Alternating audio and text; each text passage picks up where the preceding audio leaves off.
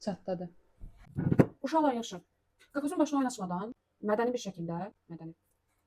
Bunu nəsə etməyə çalışacağıq. Marketdə yox, metro üstündəki daydan tam orqanik belə bir kokos əldə etmişəm. Və bundan tam təbii kokos yağı əldə etməyi düşünürəm. Ən azından çalışacağam. Bir problemimiz var. Evdə blender yoxdur. Tələb edildiğini göstərsən. Əlimizdəki tək silah mətbəximizdəki bu kiçik bıçaqdır, ən kiçik bıçaq.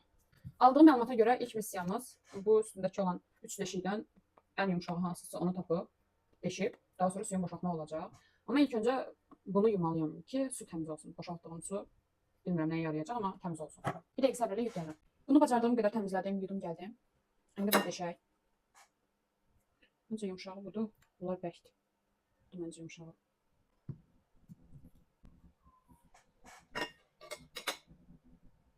Deşilmir axı bu.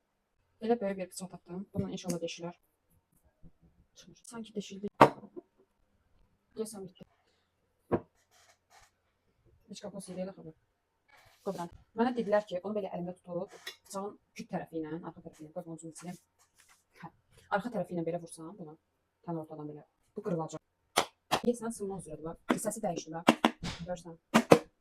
Bax çatladı. Normalda videolarda görürdüm ki, bunun mismarla, çəkiclə falan qırıblar da. Məncə o qədər yüklə demiş, uğraşmaya gərək yoxdur da. Yəni bunu elə bir qaydada qırmaq olur. Zaten görürük, baxın.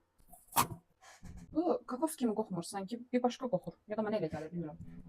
Bəlkə də xarab olub, anlamıram. Dedilər bunu belə eləsən çıxacaq. Yoxlayar görək nə olur.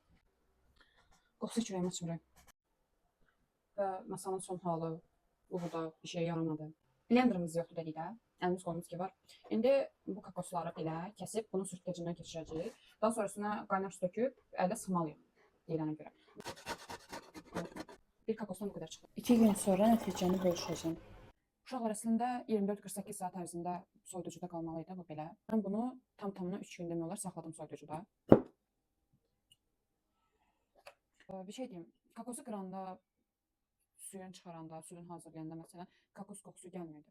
Amma hal-hazırda sanki biraz dəyişib qoxusu əvvəlkisinə nisbətən. İndi bunun üstündəki bu yağı götürüb istifadə edəcəyimiz qaba yığmalıyıq. Məndə belə balaca, kiçik, belə kokos yağı olan bir banka var idi.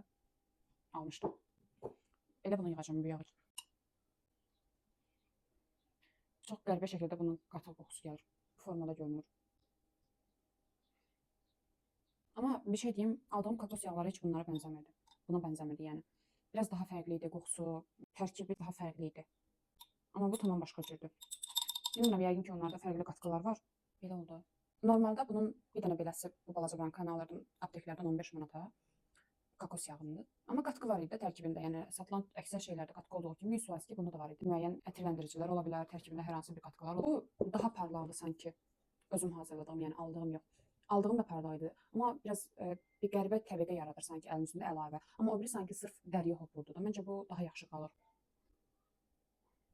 Keyfiyyət baxımından baxsaq, aldıqlarıma nisbətən bu sanki daha keyfiyyətlidir. Yəqin ki, ola bilər aldıqlarımın içində hər hansı bir qatqılar olur. Amma bu tam təbiidir də, yəni içində heç bir qatqı yoxdur. Sadəcə öz yağıdır və sudur. Belə. Keyfiyyətini sorsanız məncə əlbəttə ki bu. Çünki içində nə olduğunu bilirəm, içindəkinə bələdəm. Əlavə olaraq hər hansı bir kimyəvi tərkibi yoxdur, bir qatqı yoxdur. Bugünlük bu qədər. Hələlik.